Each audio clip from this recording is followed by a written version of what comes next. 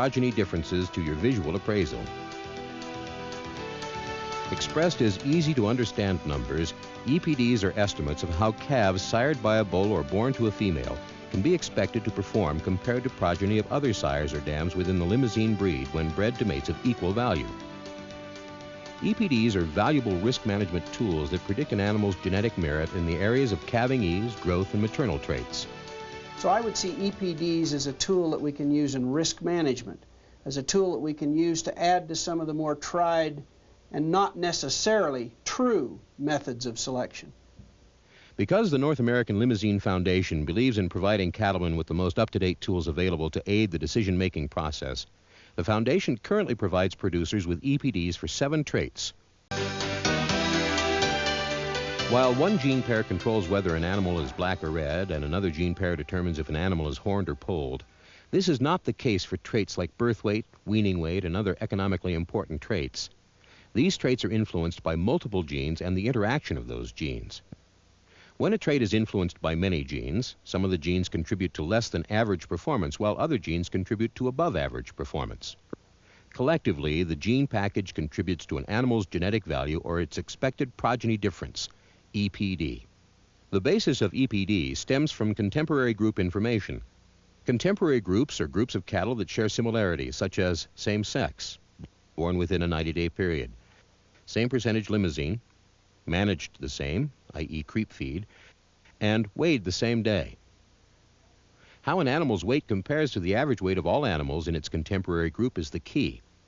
EPDs take this comparison a step further by linking contemporary groups together through pedigree information. Thus, each EPD is the result of combining information from several sources: an individual's own performance record, performance of relatives, the individual's sire and dam, progeny and grand progeny. Because the actual weight of an animal is the result of genes it has inherited, as well as management, environment, and other factors it has been exposed to, the Limousin Foundation has incorporated methods to account for these effects. Effects considered include age, age of dam, heritability of the trait, number of progeny, available pedigree and contemporary group information, mates of the sire's own record, and information on related traits. Birth weight has been identified as the single most influential genetic factor contributing to calving difficulty, and the birth weight EPD is the single most accurate genetic predictor of calf birth weight. Birth weight EPDs are expressed in pounds. Negative numbers denote a lower or lighter expected offspring birth weight. This, in turn, generally should indicate less potential for calving difficulty. Let's look at 2 bulls and their birth weight EPDs. Assuming Bull A and Bull B were bred to similar sets of females, the EPDs tell us that calves from Bull A should have birth weights that average 7 pounds less than calves from Bull B. -4 plus 3 equals a 7-pound difference. EPDs should be used to make comparisons and to help you determine where an animal ranks within the breed. They do not predict actual weights, only differences in weights. Gestation length is a new Limousin EPD.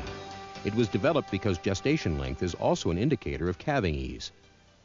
The gestation length EPD also relates to the amount of time a female will have to recover and be ready to rebreed following calving. While a day or two may not be significant for a single female, over a large group of daughters these days can add up. Generally, lower gestation length EPD values are desired, since lower means less days gestation and potential for calving problems, and more days following calving to recover and begin cycling prior to the start of the breeding season. The gestation length EPD is expressed as a number, with that number indicating number of days. In this example, we would expect Bull B's progeny to be born 2.5 days earlier on average than Bull A's progeny. Along with birth weight, the gestation length EPD can be used as an indicator to avoid calving difficulty. This EPD may be especially important when deciding which sires to use on replacement heifers. The weaning weight EPD, given in pounds, is today's best estimate of pre-weaning growth of calves. Remember that weaning weight EPDs predict the expected difference in performance of offspring when bulls are bred to mates of similar kind. Let's again look at Bull A and Bull B. In this example, calves sired by Bull A can be expected to weigh on average 10 pounds more at weaning than calves sired by Bull B. Since breed average is not 0, it cannot be said that progeny from Bull A should weigh, on average, 15 pounds more at weaning than all calves within the Limousin breed. Weaning weight EPDs merely predict the expected difference in performance of offspring between 2 or more bulls.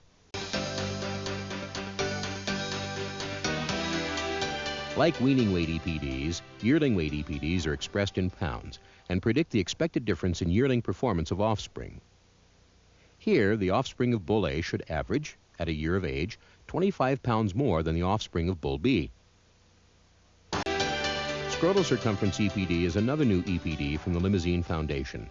The scrotal circumference EPD is given in centimeters and tells more than just testicle size. It's favorably related to early age of puberty and to growth traits and other measures of productivity. To understand how to use the scrotal circumference EPD, let's look at our favorite bulls.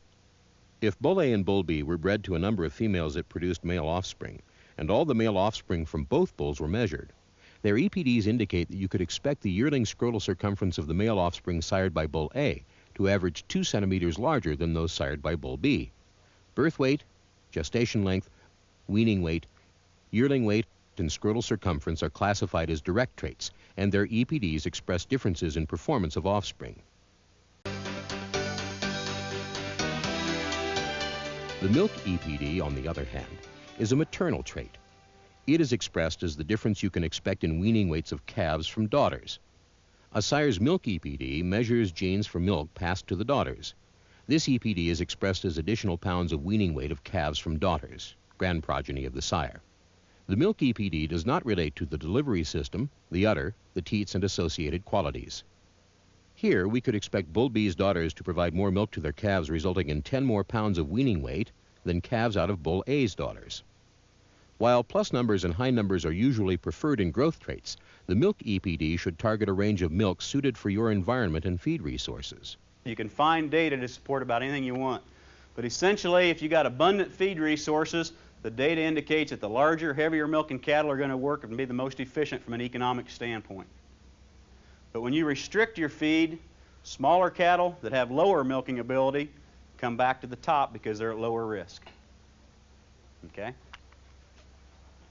So the question comes to, for the commercial man, at what size or level of milk production will my resources maintain the cows and maintain reproductive rates? That's the question he's got to answer. And it's going to be different in South Georgia than it is in North Georgia or South and North Dakota. Total maternal EPD combines direct and maternal traits. It combines weaning and milk EPDs to predict the total weaning weight difference of calves from daughters due to both growth and milk genes. Like the milk EPD, the total maternal EPD expresses differences in pounds of calf weaning weight from daughters. Here, the difference in total maternal EPDs between Bull A and Bull B is 5 pounds. Thus, if we were to weigh the calves out of daughters of these two sires, we would expect daughters of Bull B to produce offspring that are, on average, 5 pounds heavier than calves from Bull A's daughters. This 5-pound advantage traces to both genes for milk the sire passed on to his daughters, and genes for weaning growth passed from the sire to his daughter and on to the daughter's calf. On the other hand, you should be careful when utilizing total maternal EPDs. High total maternal does not guarantee optimal milk production because both growth and milk are considered together. To offer you a total maternal EPD, an animal's milk EPD is added to 1/2 of the animal's weaning weight EPD. This formula recognizes that a calf's weaning weight is dependent upon 2 key factors. 1, genes for milk passed to the dam which affects its lactation, and 2, a sample 1/2 of its dam's genes for weaning growth from the sire, which were passed on to the calf. Study the accuracy figure accompanying it. This accuracy figure serves as an indicator of the reliability associated with the EPD. The Limousin breed designates accuracy in one of 3 ways: P, P+, or a numeric value ranging from 0 to 1. EPDs identified with a P accuracy are preliminary or pedigree EPDs. P EPDs generally have the lowest level of reliability because calculations include only pedigree information. An EPD with P accuracy is derived by adding 1/2 of the sire's EPD for a specific trait to 1/2 of the dam's EPD for the same trait. Young animals have EPDs with P accuracy until their own weights are included in the EPD. At that time, the accuracy becomes P+. P+ accuracy indicates that information has been taken from 2 primary sources: an animal's pedigree, an animal's own weight and contemporary group.